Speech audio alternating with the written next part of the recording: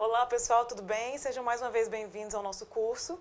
Hoje trataremos da Lei Maria da Penha, contida ali nas disposições da Lei 11.340 de 2006. Como sempre, vamos iniciar aqui trazendo para vocês o roteiro em que a nossa exposição se dará. Vamos lá? Aqui, o roteiro. Trataremos inicialmente das disposições gerais contidas ali na Lei Maria da Penha. Em seguida, cuidaremos de entender e definir o que vem a ser a violência doméstica e familiar contra a mulher. Posteriormente, trataremos do tópico sobre as formas de prevenção, né, dessa violência doméstica e familiar contra a mulher. Ato contínuo, cuidaremos das formas de assistência à vítima, né, a vítima mulher dessa violência que aqui retratamos. Ainda, no tópico 5, cuidaremos das medidas aplicáveis ao delegado, como ele deve conduzir ali aquela condição da vítima, né, que ele chega de violência doméstica e familiar. Mulher, evidentemente. Cuidaremos dos procedimentos a se desenvolver dentro dessa temática. Cuidaremos também das vedações, aqui no tópico 7, em relação à Lei dos Juizados Especiais Criminais, a Lei 9.099.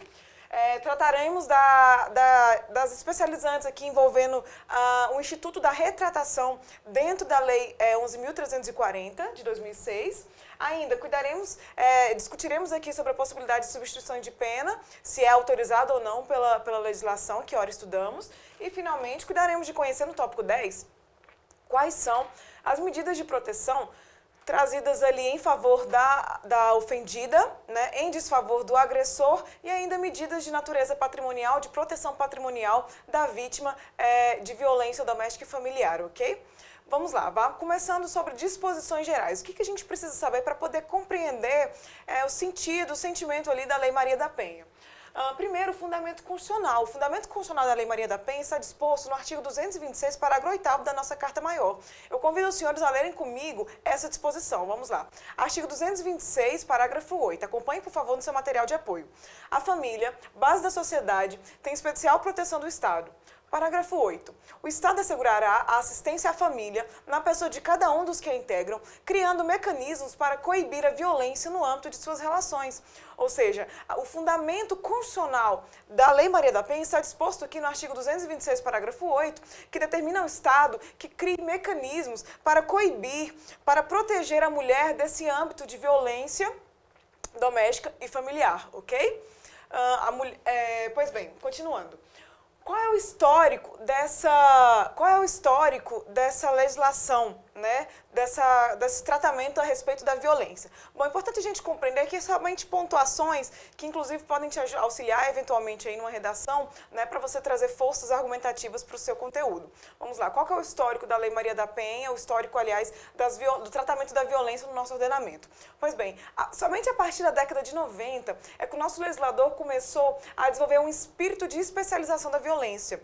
Antes da década de 90, a violência era tratada e todas as suas modalidades, ela era tratada de forma genérica e recebia o mesmo regramento, aquele pautado pelo Código Penal.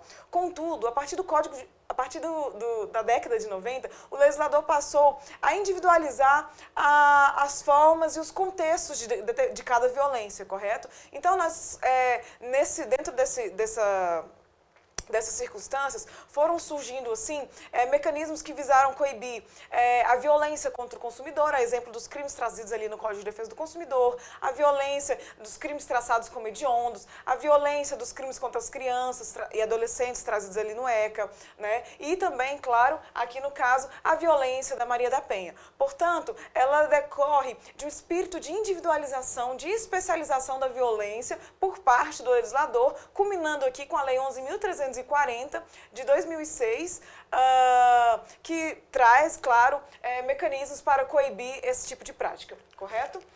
Pois bem, qual é a natureza da Lei 11.340? Ela é uma natureza mista, pessoal. Por quê? Porque ela dispõe de conteúdos de natureza processual, natureza civil e natureza penal. Natureza processual, exemplo do artigo 12, 15, civil, 23, 24, 25 e penal, porque agora existe uma previsão né, bastante recente, datada de 2018, em que existe uma previsão de um crime trazido pela Lei Maria da Penha. Porque a Lei Maria da Penha, por sua vez, inicialmente, por origem, ela não trouxe nenhuma figura criminosa. Não existe crime, não existia, melhor dizendo, não existia crime elencado ali no texto da Lei Maria da Penha. Por conta de uma alteração dessa lei em 2018, foi acrescentado o artigo 24A nessa legislação, que trouxe uma figura, uma modalidade criminosa, e é o único crime trazido ali na legislação, e que é de fundamental importância que nós o conheçamos. Vamos lá? Convido os senhores a lerem comigo o artigo 24A da Lei Maria da Penha. Acompanhe, por favor, no seu material de apoio, eu acompanho aqui também. Vamos lá. Artigo 24A. Descumprir a decisão judicial que defere medidas protetivas de urgência previstas nessa lei, pena, detenção de 3 meses a 2 anos.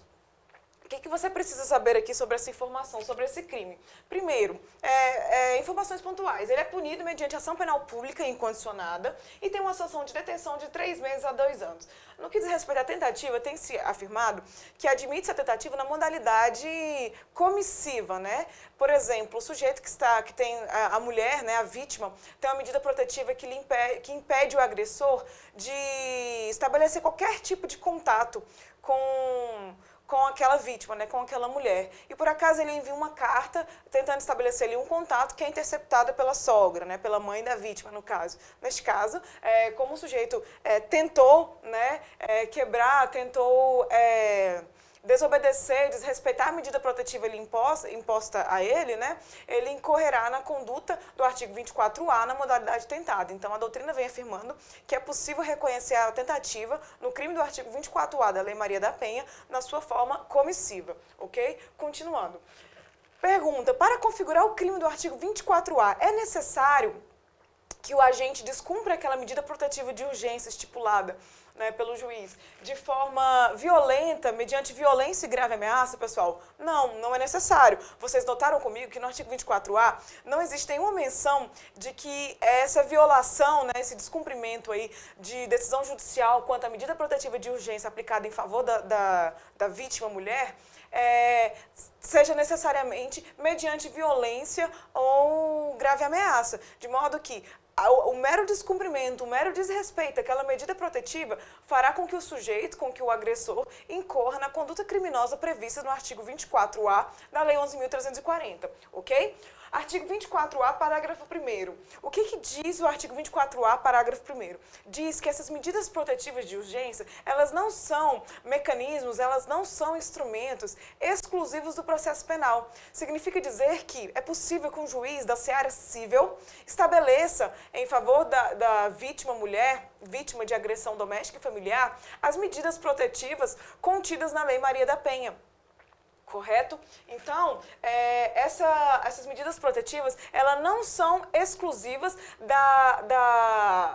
do processo penal, de forma que o descumprimento dessas medidas protetivas, sejam elas arbitradas na esfera penal ou na esfera civil, por exemplo, incorrerá da mesma forma na conduta criminosa do artigo 24A.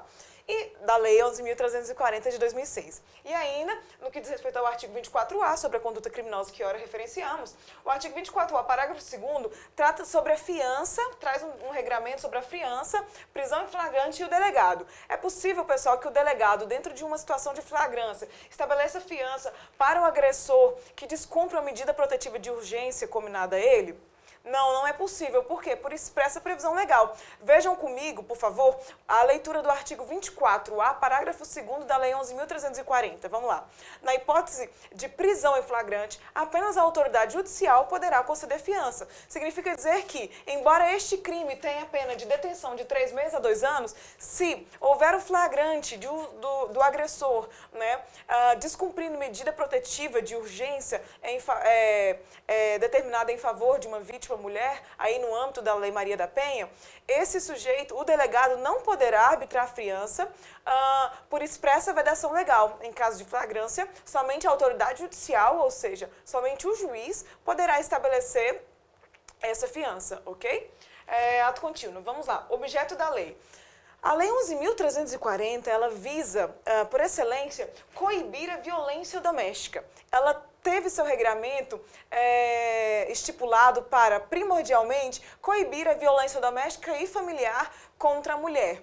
Além de, claro, tratar de outras questões. Por quê? Porque ela, além de visar coibir a violência doméstica e familiar contra a mulher, ela também trouxe questões, a exemplo de medidas de proteção, medidas de atendimento à vítima, o procedimento, a instalação de juizados, o Ministério Público, a assistência judiciária, enfim, ela trouxe várias questões que abordam essa temática sobre a violência doméstica e familiar e contra violência doméstica e familiar contra a mulher, que também, claro, visam complementar esse interesse maior e essa finalidade maior, que é exatamente coibir essa prática de violência em desfavor da mulher no âmbito familiar e doméstico, ok?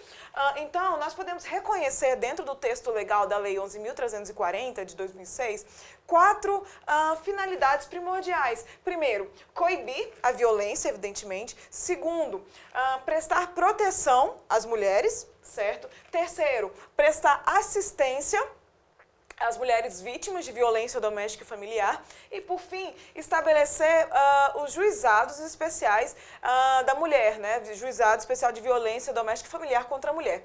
Importantíssimo você compreender, nós vamos, num determinado tópico, nós vamos tratar exatamente sobre os juizados, ok? Vamos peculiarizar aqui no momento oportuno quais são as características importantes que precisamos saber a respeito do juizado especial da mulher. Contudo, o que você precisa saber aqui de saída é que uma das finalidades da Lei 11.340 é, de fato, a criação desses juizados, especializando ainda mais esse tratamento em favor da mulher vítima de violência, né?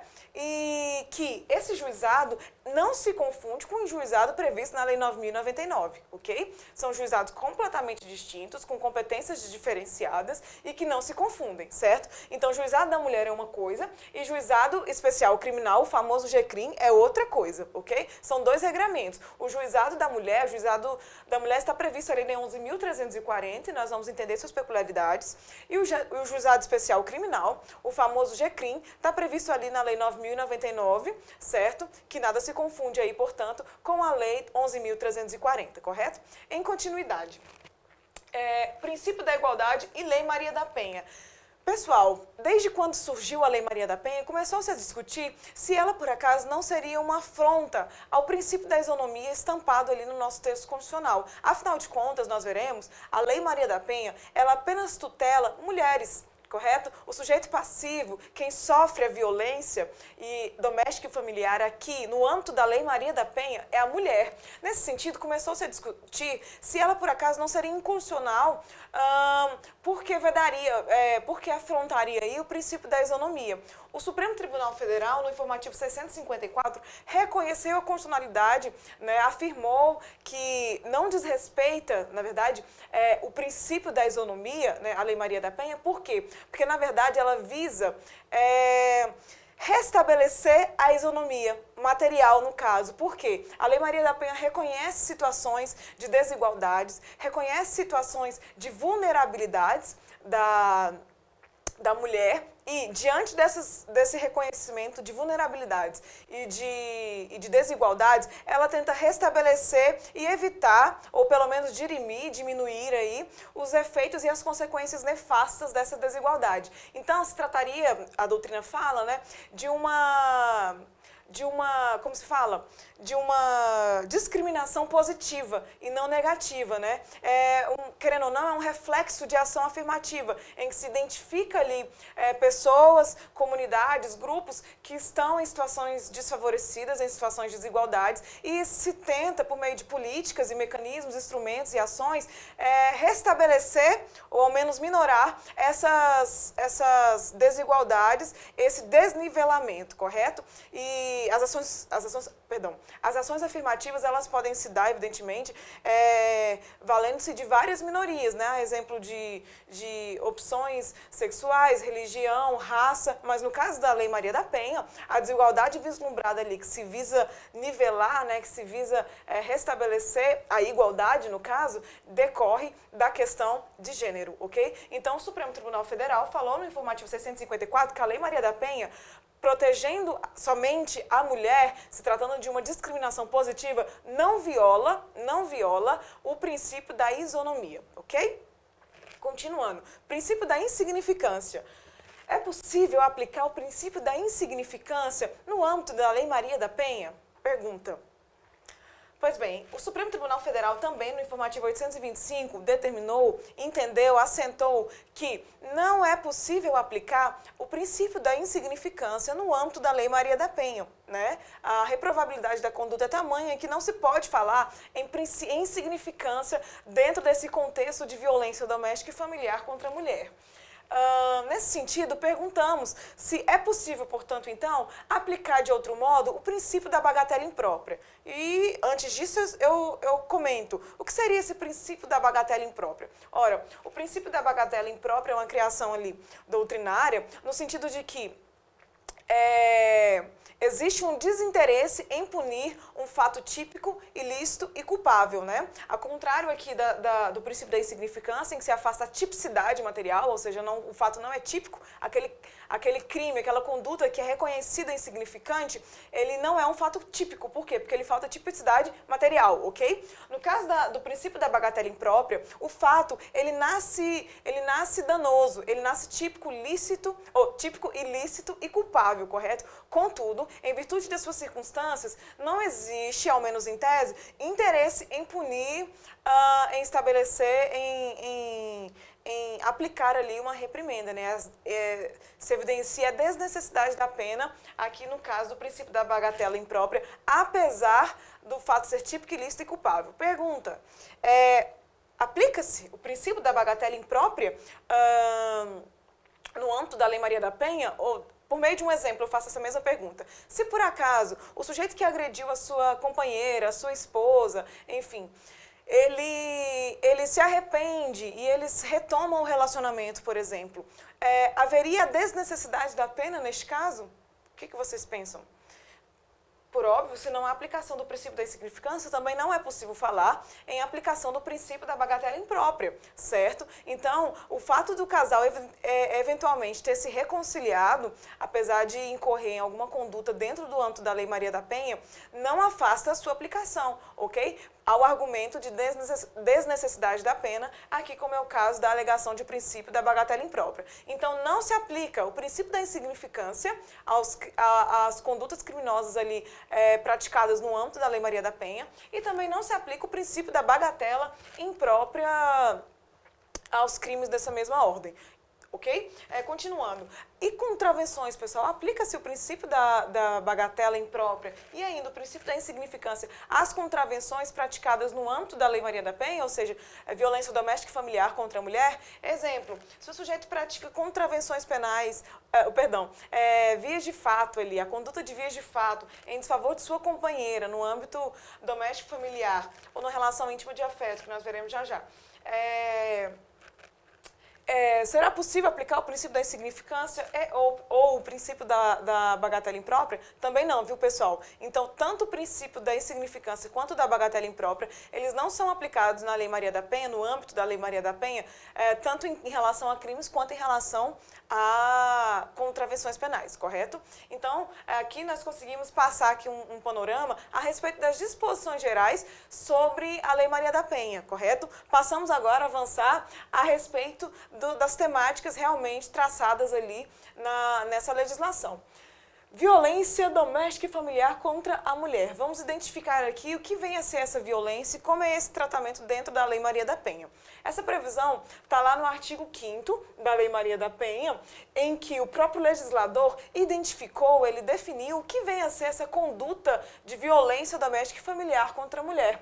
Ele determinou que a violência doméstica e familiar contra a mulher corresponde a uma ação ou omissão baseada no gênero. Vocês recordam que quando eu falei para os senhores sobre as ações afirmativas, quando falamos aqui do princípio da igualdade, sobre as ações afirmativas, sobre esse desnivelamento, situações de vulnerabilidade e desigualdade, pois bem, eu disse aos senhores que a Maria da Penha reconhece uma desigualdade em relação ao gênero, né? Ela tenta nivelar essa desigualdade em busca dessa igualdade material no que diz respeito ao gênero. Pois bem, Aqui, quando se fala aqui no tópico 2 sobre a violência, essa violência deve ser praticada, essa ação ou omissão em desfavor da mulher, deve ser praticada em decorrência do gênero, né? Em decorrência dessa vulnerabilidade de gênero, dessa desigualdade provocada aí por essa relação de gênero, ok? Então, a conduta deve ser uma ação ou omissão baseada no gênero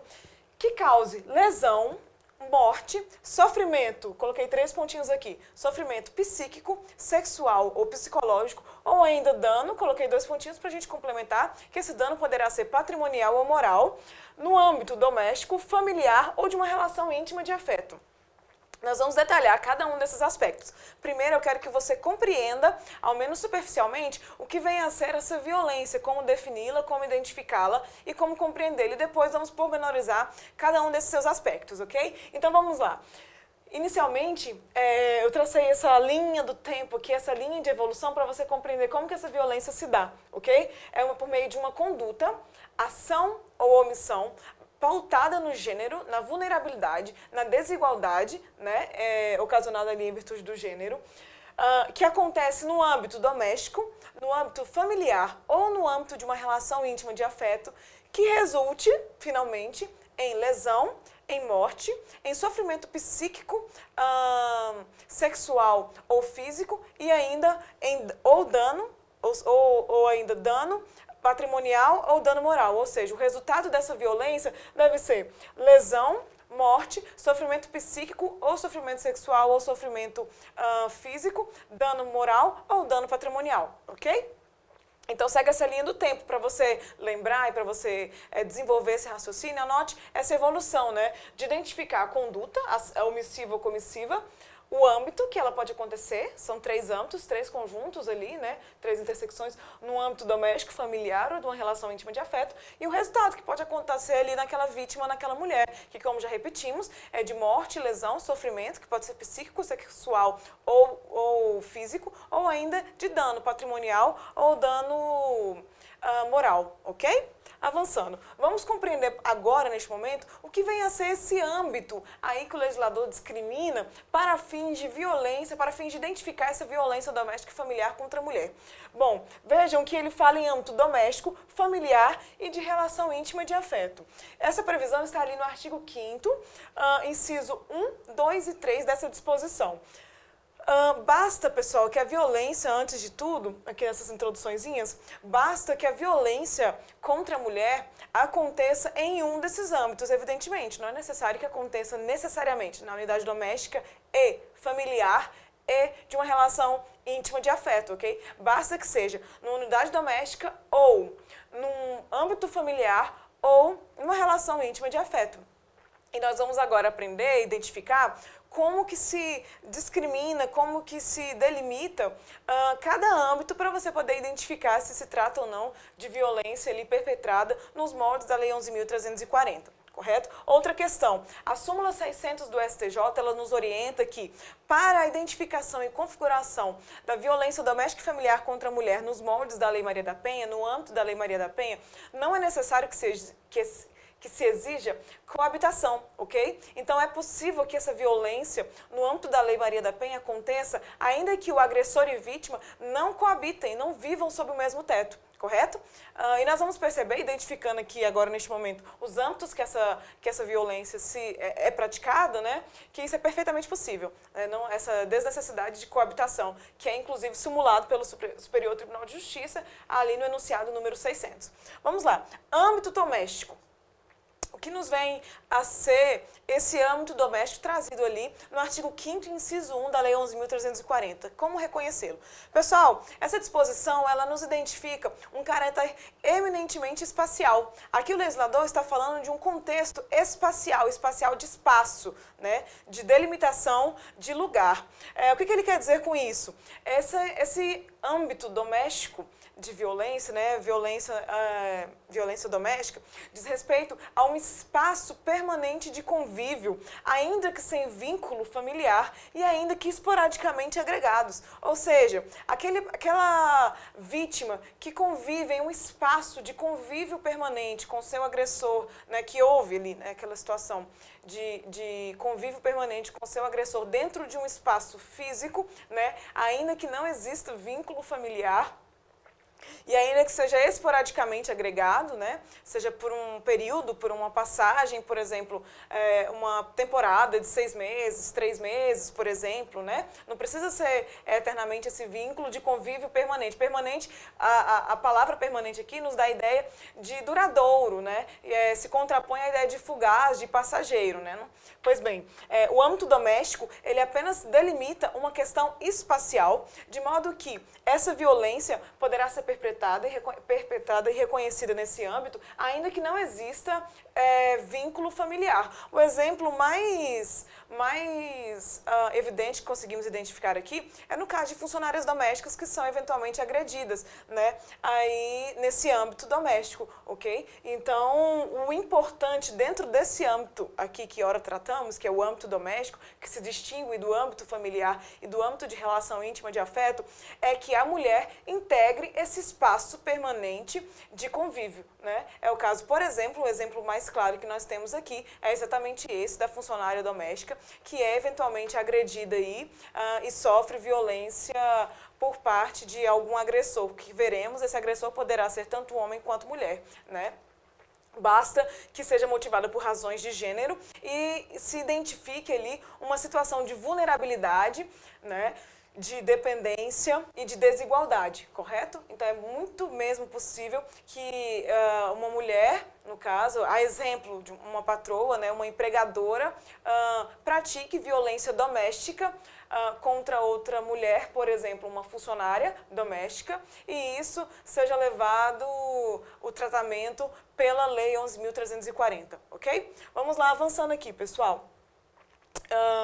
O âmbito da família. Aqui já difere um pouquinho. Por quê? Porque enquanto na letra A, aqui na linha A, nós estamos falando do âmbito doméstico e isso nos traz uma situação de caráter espacial, territorial, de ambiente, né, uma delimitação territorial, aqui não importa essa questão espacial, essa questão territorial. O âmbito familiar, o âmbito de família, ele reconhece comunidades de pessoas que são ou se consideram aparentadas por laços naturais, por laços de afinidade ou por expressa vontade. Esse veio aqui é vontade, tá? Por expressa manifestação de vontade. Aqui independe a questão de coabitação, nós já sabemos que realmente não tem qualquer aplicação, correto?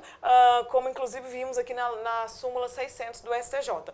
Contudo, neste caso aqui do âmbito da família, desimporta se existe aquela violência em um âmbito espacial comum e permanente, né? Espaço de convívio permanente, e também independe de coabitação. Contudo, o que importa para identificar o âmbito familiar é a existência de laços familiares que as pessoas se consideram familiarizadas, se consideram família, se consideram aparentados, sejam por laços naturais, né, laços sanguíneos, por laços de afinidade ou por expressa previsão de sua vontade, por expressa manifestação de vontade. E, finalmente, qualquer relação íntima de afeto, que venha a ser isso.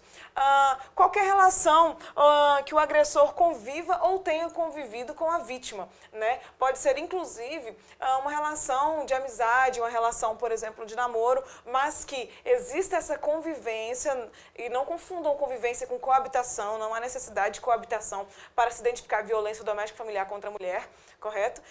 Basta que exista essa relação íntima de afeto, essa conexão aí, pautada por esses sentimentos e que envolva, evidentemente, violência nesse contexto, que será identificado e aplicado ali a incidência da Lei 11.340, que dispõe sobre a proteção da mulher nessas condutas de violência, ok? Então, encerramos aqui esse bloco, já voltamos, em seguida ainda no tópico 2, para continuarmos o tratamento dessa violência doméstica e familiar contra a mulher.